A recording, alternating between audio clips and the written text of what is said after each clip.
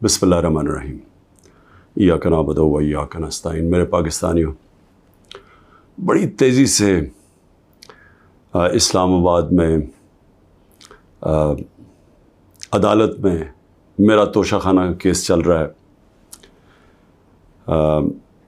हमायूं दिलावर साहब प्रेज़ाइड कर रहे हैं उसमें,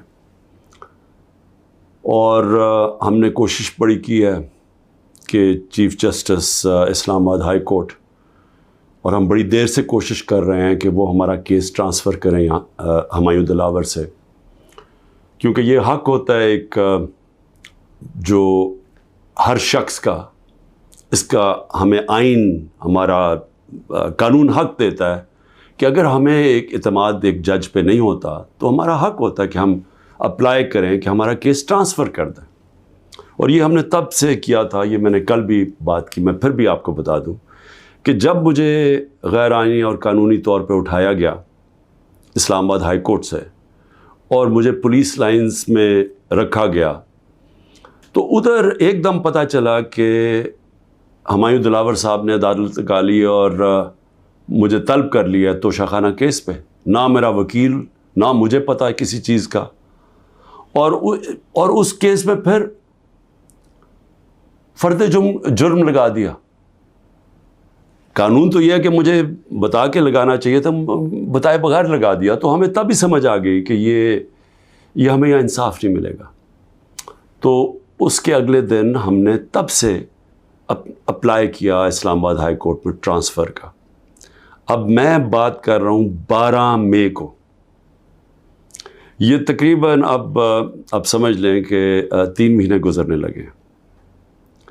तब से अप्लाई किया हुआ है और कोशिश करते गए कि हमारा केस इस अदालत से निकाला जाए।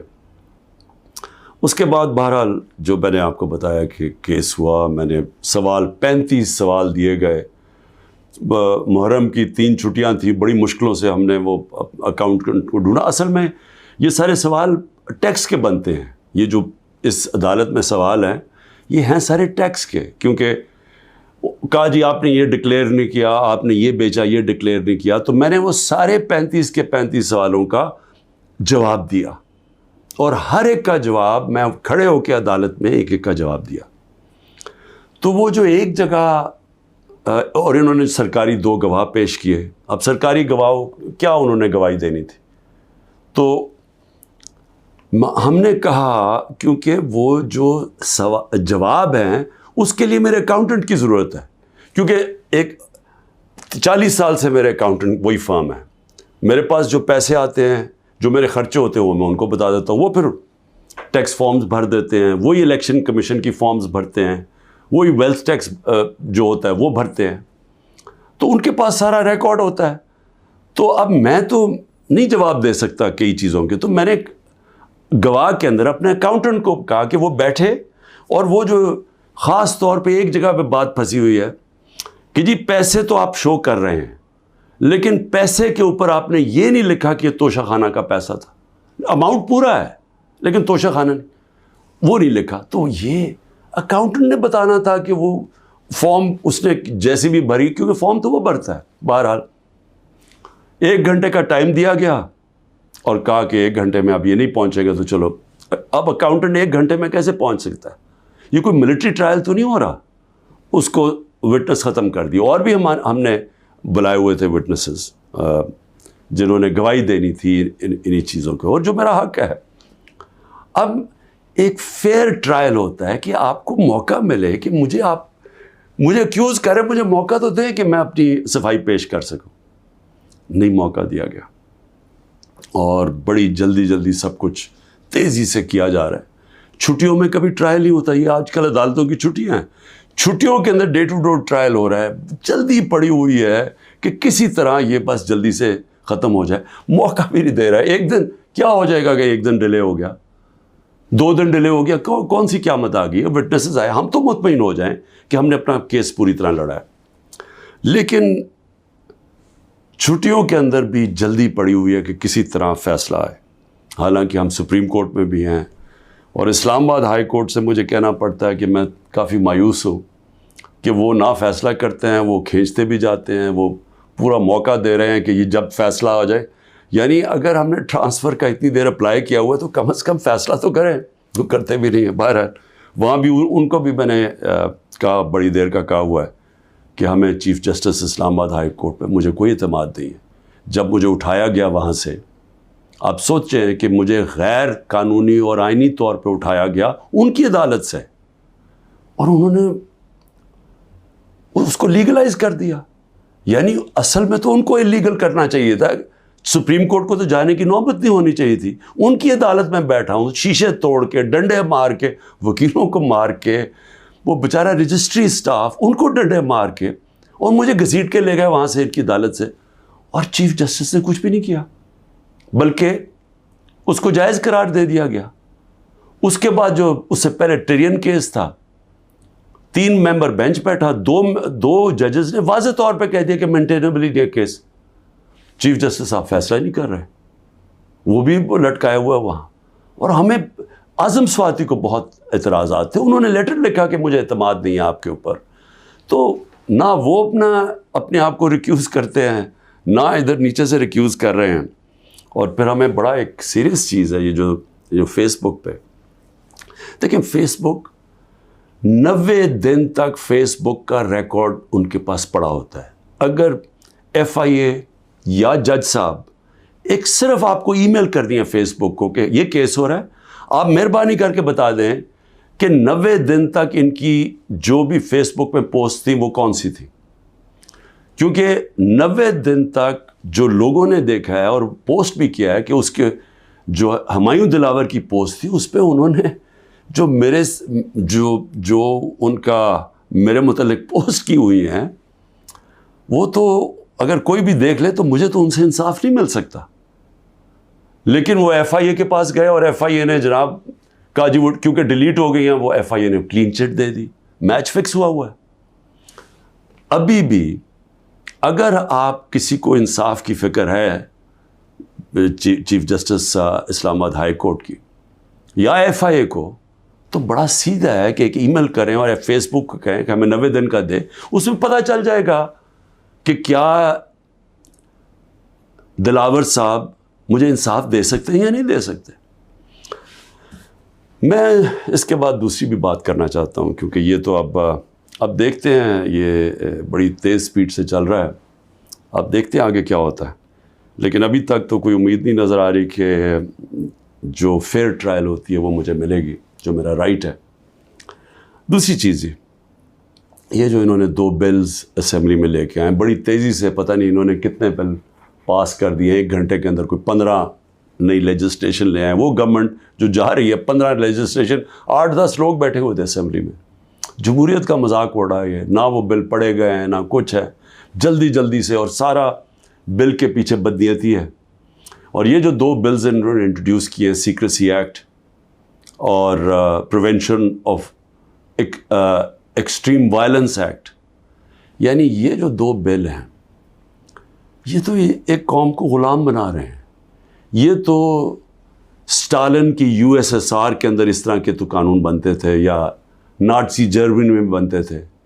لیکن یہ کسی آزاد معاشرے میں تو کوئی تصور بھی نہیں کر سکتا کہ انٹیلیجنس ایجنسی فیصلہ کریں گی, کسی گھر میں بھی گھس جائیں گی اور فیصلہ کریں گی کہ یہ گھر کے اندر کوئی دہشت گرد ہے, اور